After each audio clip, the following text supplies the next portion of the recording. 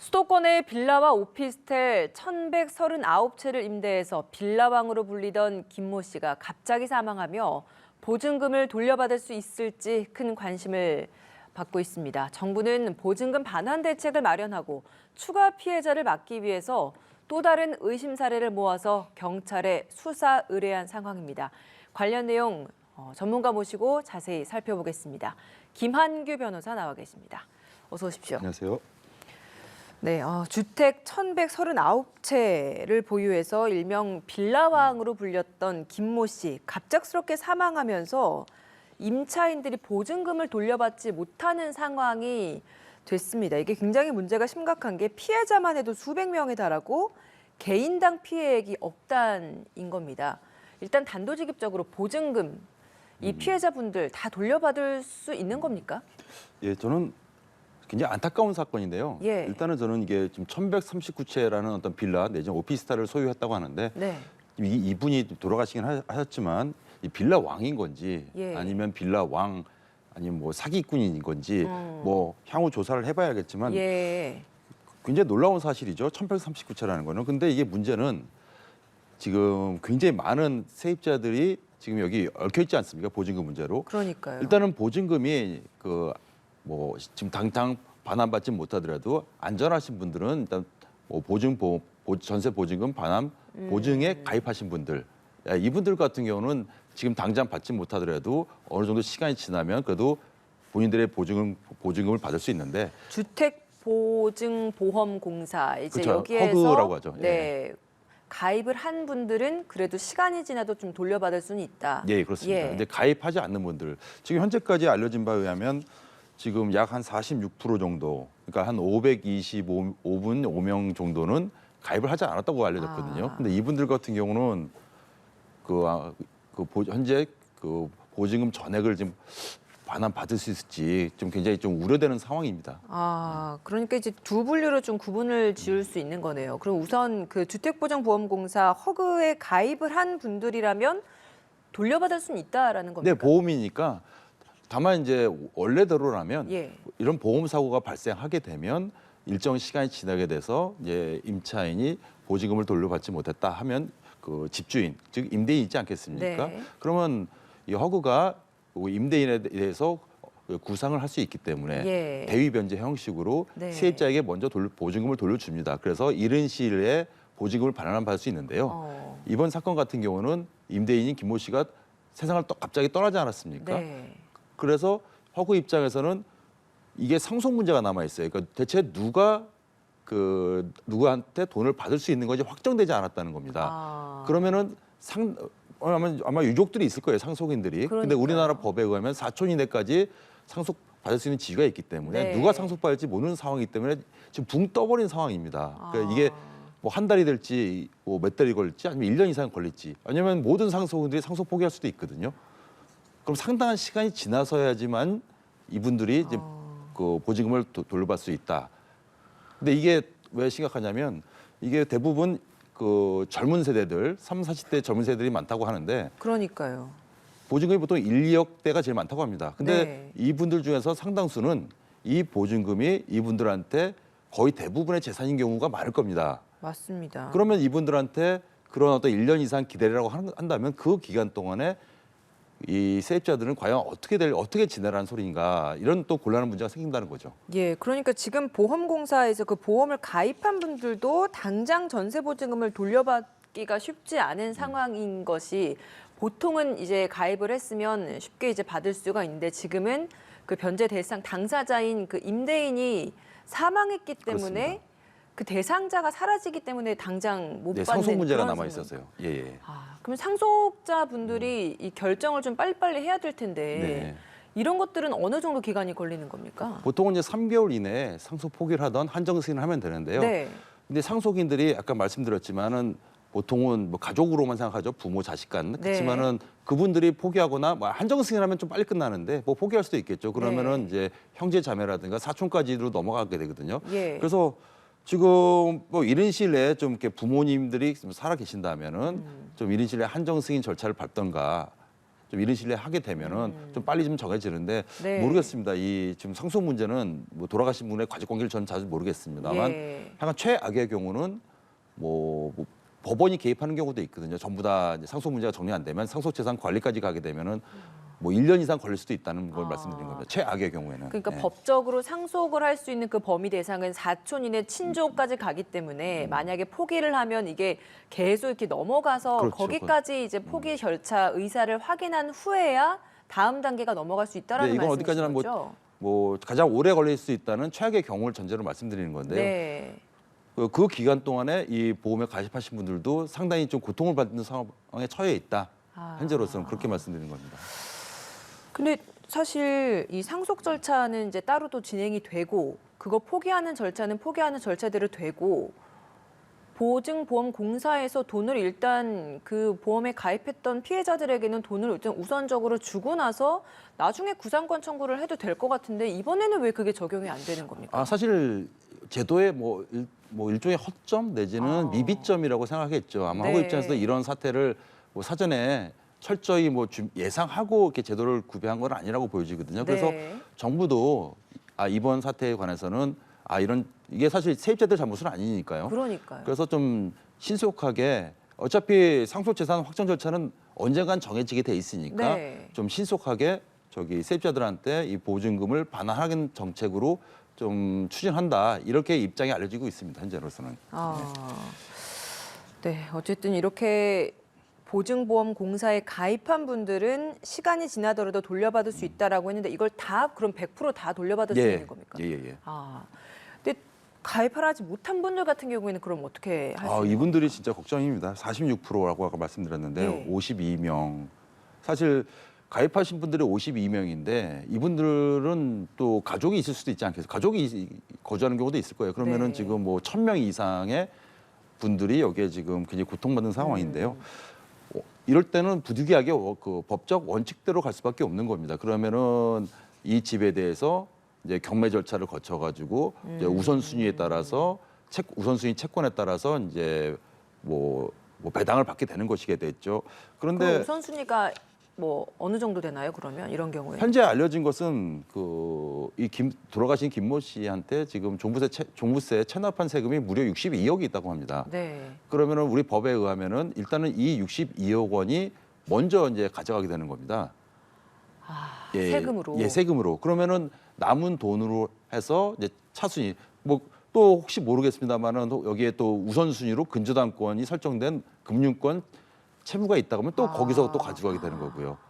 그럼 못 돌려받을 수 있는 그렇게 되면은 뭐 그래서는 안 되겠지만은 또 역시 최악의 경우는 이 보증금을 뭐 극히 일부 받거나 아니면 못 돌려받는 경우도 뭐 전혀 배제할 수는 없다 이렇게 전망합니다. 예. 상속 재산 관리인을 상대로 보증금 반환 청구 소송을 제기하는 이 방법은 어떤 겁니까? 실제 근데 가능한 겁니까? 이게 상속 재산이 있어야 되거든요. 사실 현실적으로는 근데 이- 빚이 더 많은 경우에는 그게 안 된다? 실익이 없습니다. 그게.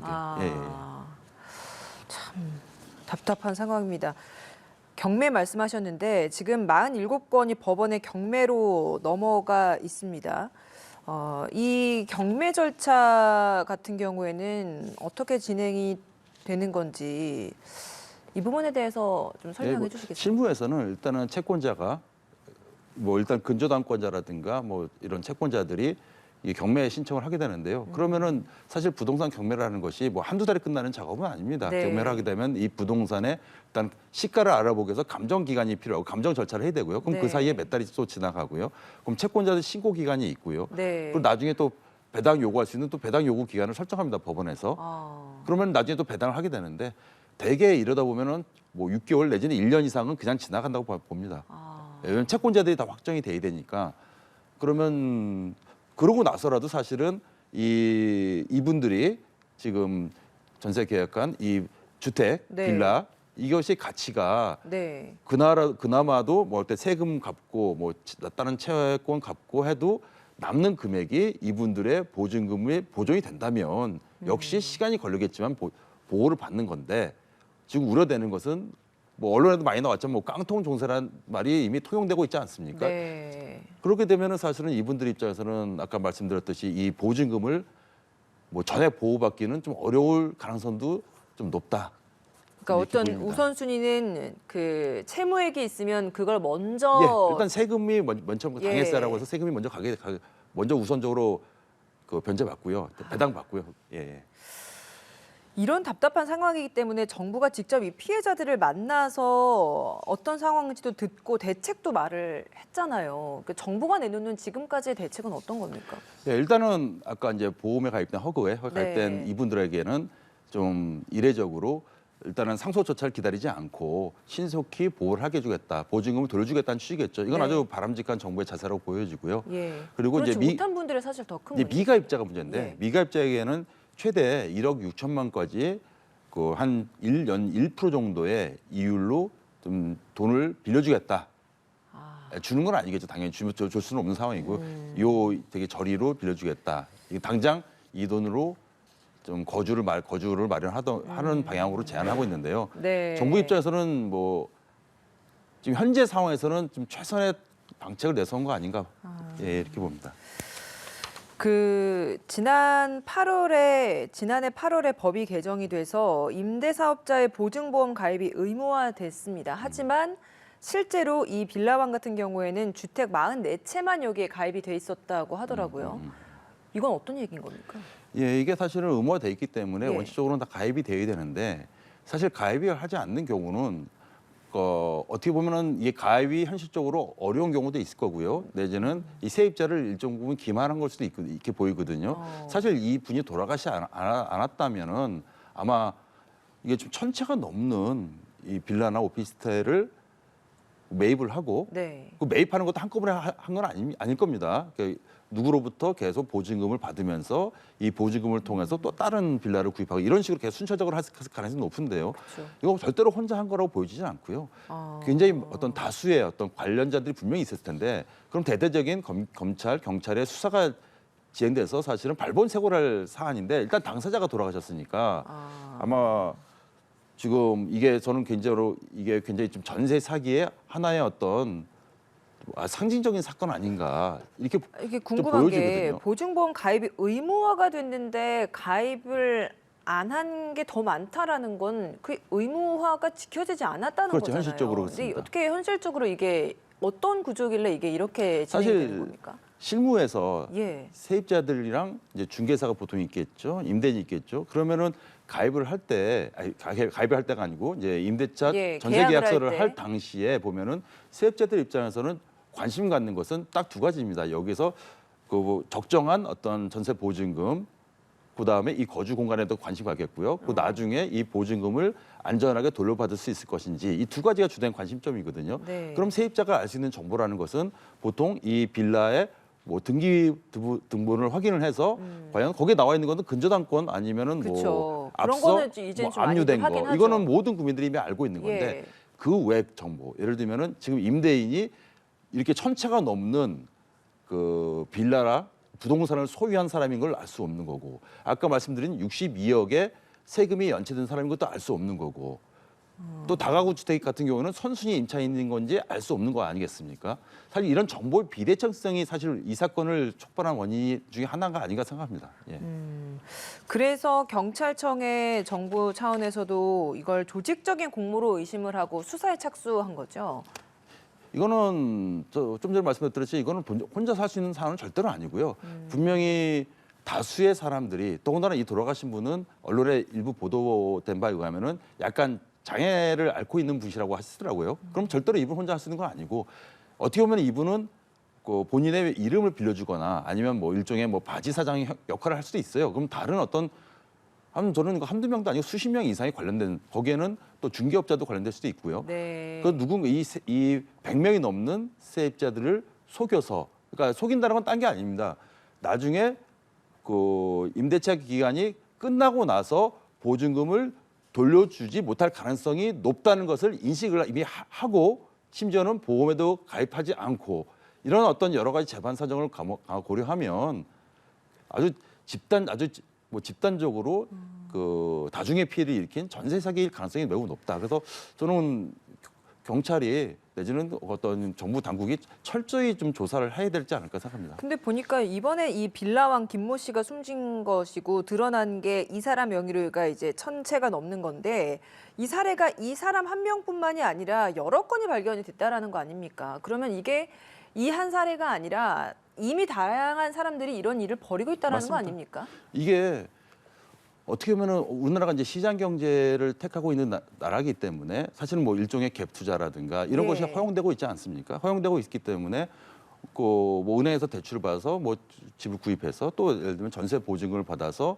이 돈을 또 다른 데로 활용을 해가지고 또 다시 집을 산다든가 이것이 허용되는 국가입니다. 원래 이게 헌법 가치에 부합하긴 한데 예. 문제는 여기에 좀 제도적 허점이 있는 것이 아까 말씀드린 정보의 비대칭. 그러니까 이 계약을 할 때 세입자가 이 집주인에 대해서 이런 정보를 알 수 없는 상황에서 계약을 한다는 점이 문제인 거고요. 네. 그러면 이 보증금을 보호해주기 위한 허그 같은 보증 이런 공사 같은 경우에는 좀 관리를 해줘야 되거든요. 왜냐하면은 보험 사고가 발생하면은 물론 임차인이 보증금을 돌려받는 건 좋은데 그러면은 나중에 이런 임차인한테 보증금을 돌려주지 못한 집주인한테는 보증금을 돌려받아야 되거든요. 네. 근데 이런 악성 내지는 어떤 이런 임대인들 같은 경우는 보증금을 돌려받지 못하는 경우도 있을 겁니다. 왜냐하면 세금이 연체되거나 뭐 이렇게 채무들이 많은 지금 경우에. 같은 상황인 거죠. 그렇죠. 근데 사실은 이 돈이 사실은 국민의 세금이거든요. 그래서 사실은 어떻게 보면 정부가 이것을 그냥 방치하고 있을 것이 아니라 이번에 철저히 조사해서 처벌하는 것도 좋고요. 그리고 이번에 세입자들은 당연히 억울한 세입자들이 나오지 않는 것도 좋은데요. 좀 제도적으로 허점이 굉장히 많다. 이게 결국은 국민의 세금으로 이렇게 돈이 돌아가서는 안 된다.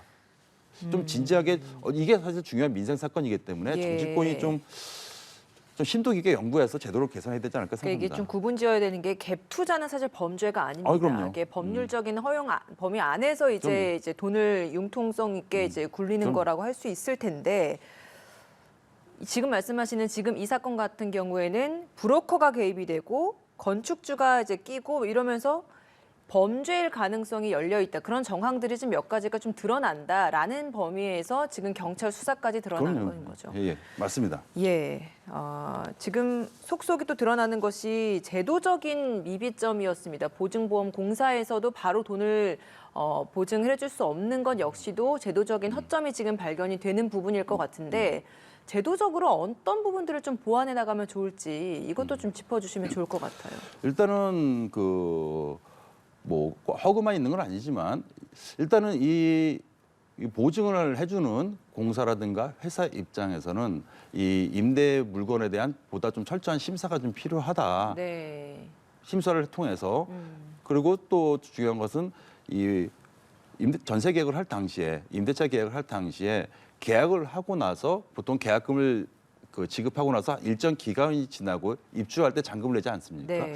그러면 사실 임차인들이 요 기간 동안에 이 물건이 이런 보증 보험에 가입할 수 있는 물건인지 한번 조사할 수 있는 또 기회도 부여돼야 되고요. 그러니까 열람권 같은 그럼요. 것들이 임차인에게도 좀 동일하게 제공이 돼야 한다. 정보를 알아야 균등하게 되니까. 제공이 그래서 돼야 한다. 만일에 이런 세금이 연체되고 있거나 아니면은 보증보험공사에서 이거는 보험 들 수 있는 물건이 아니라든가 뭐 이런 다양한 정보들이 임차인한테 알려지게 되면 그 네. 기간 동안에 임차인이 나 이 계약을 해지하겠다라고 할 수 있는 권한이 보여줘야 되겠죠. 네. 그리고 다행히도 사실 얼마 전에 이 법이 개정돼서 내년부터는 이 임대인의 네. 어떤 연체된 세금에 대해서는 임차인이 임대인 동의 없이 알 수 있는 그 권한이 생겼다고 합니다.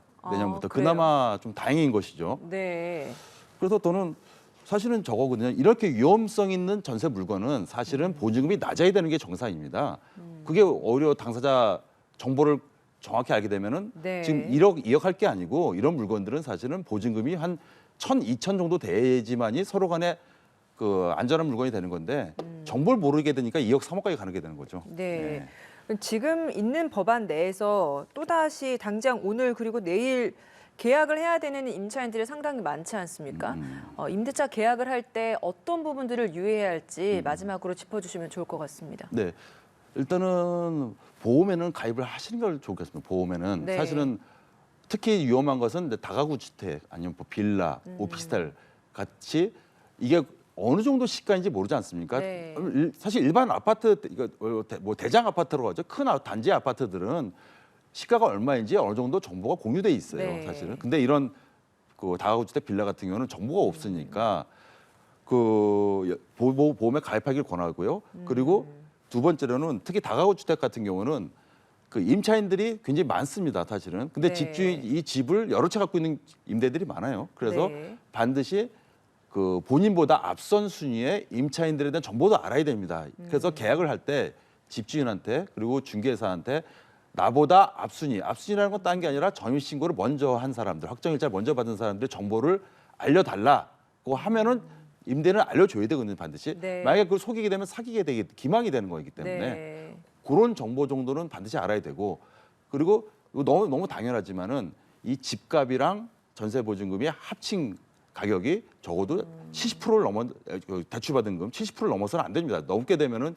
요즘 같이 계속 주택 가격이 당분간은 하락 추세인데 네. 나중에 최악의 경우 경매 절차를 거치게 되면은 또 보호 못 받을 경우도 있으니까요. 네, 이런 것들을 꼼꼼하게 확인해 봐야 될 것 같고요. 계약을 하는 데 있어서 뭐 체납액 좀 알려주십시오 하면 또 까다롭다라고 또 계약을 안 하는 경우들도 있다 보니까 여기에 대한 어려움도 있었는데 앞서 말씀해 주신 것처럼 내년부터는 임차인이 집주인 동의 없이도 집주인의 국세 체납액을 열람할 수 있다고 하니까 이것도 좀 꼼꼼하게 확인해 보시는 게 좋을 것 같습니다. 오늘 김한규 변호사와 함께 빌라왕 사태 정리해 봤습니다. 고맙습니다.